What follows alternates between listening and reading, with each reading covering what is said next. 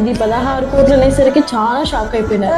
నేనైతే అసలు ఇప్పటికీ జీర్ణించుకోలేకపోతున్నా మా పాప పరిస్థితి. మీరు ఇప్పుడు చూస్తున్నది ఒక తల్లి బాధ. మీరు ఈ వీడియోలో చూస్తున్న పాప పేరు పునర్విక. తనకి జస్ట్ 9 నెలలు మాత్రమే.